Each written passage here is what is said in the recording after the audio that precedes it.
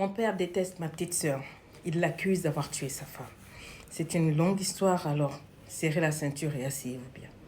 Mes parents se sont rencontrés, ils étaient très jeunes.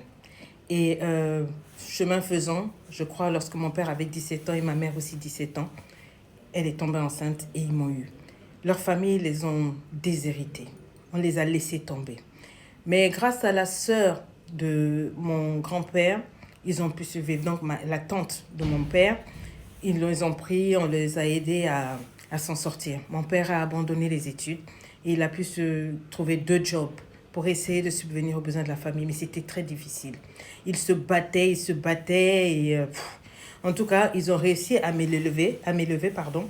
Mais dans tout cela, comme les familles les ont rejetés, ils ont beaucoup souffert. La communauté s'est moquée d'eux, les amis, tout et tout. Vous savez, une jeune fille qui tombe enceinte, ça a été mal pris, sa famille l'a jetée. C'était compliqué. Et donc, ils avaient beaucoup de blessures. Dans ces blessures-là, ils ont choisi de me garder, de m'élever. C'était très difficile. Ils se sont sacrifiés, ils se sont privés. Et ils me l'ont fait sentir. Ils m'ont fait payer ça. C'est-à-dire qu'ils ne m'ont pas donné de l'affection ni de l'attention. Et il suffisait que je fasse la moindre petite erreur pour qu'on me rappelle qu'après qu'eux, ils se soient sacrifiés, qu'ils aient tout perdu, leur vie et tout, que j'ai le courage de mal me comporter, etc. Même quand je me comportais bien, je n'avais pas droit ni à affection, ni à attention, ni à amour. Vous pouvez imaginer que même moi, en tant que jeune garçon, quand c'était mon anniversaire, je n'avais droit pas au gâteau, quoi que ce soit. Ce qu'on faisait, on achetait une madeleine, une petite, on posait une bougie et puis on me déposait ça. J'avais pas le rêve de penser que j'aurais droit à un cadeau, à des vœux, non. En tout cas, c'était vraiment, j'étais un fardeau, quoi. Mais ce qui est sûr, les deux s'aimaient, mais moi, là, j'étais vraiment la raison pour laquelle ils étaient malheureux. Donc, j'ai vécu comme ça jusqu'à ce que j'atteigne mes 16 ans. Quand je suis arrivée à mes 16 ans, je leur ai montré des couleurs, dans le sens que je les ai ignorées. J'ai arrêté de rechercher leur amour, j'ai arrêté de rechercher leur affection. Je n'en voulais plus, en fait, et c'est le moment où j'étais teenage, vous comprenez, un adolescent. Je m'en foutais, en fait. Et c'est comme si ça fait tilt dans la tête de mes parents, principalement ma mère. Elle s'est dit que, bon, elle va essayer de se racheter, de faire quelque chose pour essayer de se rapprocher de moi. Donc, pendant 2 ans, mes parents ont tout fait maintenant pour essayer de me récupérer, essayer d'établir un lien affectif avec moi. Ça ne m'intéressait plus du tout. C'est-à-dire 16 ans où on m'a maltraité dans la maison de mes parents. C'est-à-dire si vous voyez ma chambre et même où on m'habillait, ils allaient dans les friperies. C'est-à-dire j'avais même pas le droit à un traitement décent. C'est vrai, on me faisait manger, mais j'étais seule. On ne parlait pas avec moi. Mes devoirs, je me débrouillais. C'est-à-dire aucune interaction avec mes parents. Et quand j'allais à l'école, je voyais comment les autres enfants, dans les réunions de famille, les réunions scolaires, les parents venaient pour les devoirs. Les parents assistaient quand il y avait les spectacles à l'école. Moi, j'avais personne. Et ça m'a marqué. On se moquait souvent de moi par mes amis parce que bon, j'avais des parents, mais c'est comme si j'étais un orphelin. Mais j'étais toujours mal habillée. Mes tenues, c'était les vieilleries qu'on trouvait dans les friperies, etc. En tout cas, j'ai gardé des moments qui m'ont beaucoup blessée.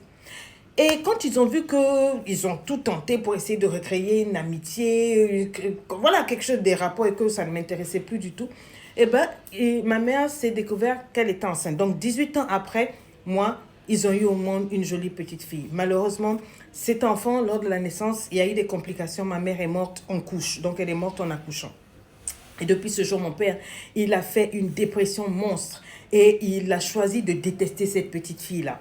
Parce que pour lui, c'est elle qui a tué sa femme. Donc, il s'est noyé dans l'alcool et tout et tout. Donc, ce que moi j'ai fait, j'étais à l'université. J'ai dû prendre 2 années où je m'arrangeais pour m'occuper d'elle. Jusqu'à ce qu'elle ait au moins 2 ans avant de pouvoir l'inscrire à la crèche.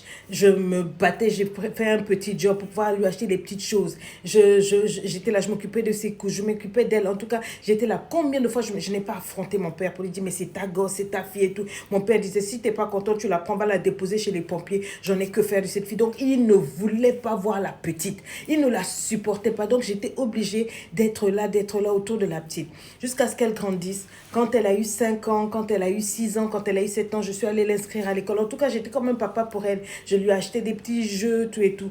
J'ai eu un petit boulot qui m'a permis de m'occuper un peu plus d'elle pour qu'on lui fasse pas ce que moi, j'avais eu. Quand il s'est rendu compte que, bon, la petite avait commencé à grandir et puis, bon, elle était toujours autour de moi, il a commencé, bon, à vouloir un peu se rapprocher de la petite, mais la petite me voyait comme son père. Et vous savez quoi? À l'école, elle disait partout à tous ses amis que moi, j'étais son père. Elle disait pas que notre père était son père, mais moi, parce que l'amour paternel qu'elle avait reçu, ben, c'était le mien. J'étais toujours là. Les trucs de l'école, les fêtes, les quoi, tout et tout, je lui achetais des cadeaux. En tout cas, je l'aimais, quoi. C'était ma petite soeur, mais pour moi, c'est vraiment comme ma fille. Et mon père, quand il a vu qu'on commençait à avoir une relation très, très, très forte, eh ben, lui, il a voulu maintenant commencer à s'immiscer. Jusqu'à ce qu'on doive organiser l'anniversaire des 10 ans de la petite. La petite a grandi, je viens d'avoir un super boulot. J'ai décidé de lui offrir une superbe fête, de lui faire une superbe fête dans une salle. Elle a invité toutes ses copines et tout et tout. Et mon père a trouvé une nouvelle copine. Quand il a trouvé une nouvelle copine, c'est là qu'il a arrêté de boire. Il a essayé de se mettre bien et tout ça là. Et voilà, se donner une chance. Et donc, il s'est dit qu'il allait venir avec la nouvelle copine à la fête là pour qu'elle voie un peu mes enfants et puis qu'elle se sente un peu mieux à l'aise dans la relation, voilà, pour qu'ils aillent un peu plus loin. Donc, il a voulu profiter de la fête que j'ai fait pour ma petite sœur pour bien se présenter à nous et puis à truc. Malheureusement pour lui, à cette fête-là, la petite, quand elle a ouvert les cadeaux, elle était tellement contente de ce que je lui ai acheté. Je lui ai acheté une voiture électrique des jeunes filles comme les Barbie qui roulent et toutes ses amies étaient là. Wow, this is crazy. Les filles étaient enviées et puis elle m'a sauté dessus en m'appelant Daddy. Elle m'a appelé papa. Et j'ai vu la mâchoire de mon père se serrer. Et tout le monde était là. Yeah, your dad is so cute. Ton père, c'est le meilleur et tout et tout. Et je lui ai donné plein de cadeaux. Et parce qu'au fond de moi, c'est devenu ma petite fille. Jusqu'à le soir, on a fini la fête, on a tout rangé. Quand je suis allée coucher l'enfant, c'est là que mon père m'attendait. Il a hurlé, mais ça voulait dire quoi? Je dis, ça voulait dire quoi? Il dit, donc toi, ma fille, pourquoi elle va t'appeler papa? Il dit, non, mais t'es sérieux là? Tu peux me dire une seule chose que toi, tu as faite pour elle? Qui montre que toi, tu es son père? Je me suis occupée d'elle. Juste de sa naissance jusqu'à tout. Tu veux que je te rappelle? Quand est-ce qu'elle a dit ses premiers mots? Quand est-ce qu'elle a parlé? Quand est-ce qu'elle a fait? Il a commencé à sortir. Le père était là. Il était là. Oui, donc tu as monté ma fille contre moi. Il a dit, tu lui as jamais donné l'amour ni l'affection. Arrête ton baratin. Tu me lâches et bientôt je vais trouver une maison. Je prends ma petite et je m'en vais avec elle. Et tu ne la touches pas, tu t'approches plus d'elle.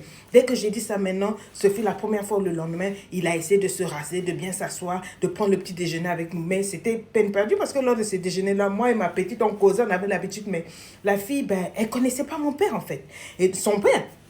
Et donc, il a essayé plusieurs fois d'ouvrir des conversations, mais lui, il trouvait il était comme un étranger pour la petite.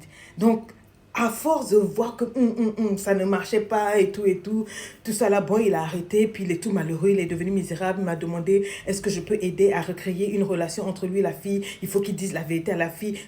Je lui ai dit, la fille sait que tu es son père, mais elle m'a choisi moi en tant que son père parce que celui qui a assumé, celui qui a pris soin d'elle comme un père, c'est moi. Elle n'est pas bête. Je ne peux pas lui dire le contraire de ce qu'elle voit. Donc, accepte d'être soit le grand-père ou bien je ne sais pas quoi. Mais là, il n'y a pas quelque chose qu'on peut forcer. C'est à toi de t'arranger. Et là, c'est trop tard. Et la fille a entendu la conversation. Elle a dit, tu sais, je sais que tu es mon père, mais pour rien au monde, je laisserai mon vrai père qui est l'autre. Donc, si tu veux, tu peux être là, mais ça n'ira pas plus loin que ça. Et donc, il est malheureux. Mais vous savez quoi? Je suis l'homme le plus heureux que ça ne marche pas avec lui parce qu'il m'a fait souffrir. Et moi, la vie m'a vengé parce que cette petite-là, c'est ma fille. Juste pour dire au papa, sachez prendre vos places. Arrêtez de blâmer vos enfants pour vos erreurs. Vos enfants ne sont pas vos erreurs. Écrivez juste en dessous. On veut vous écouter.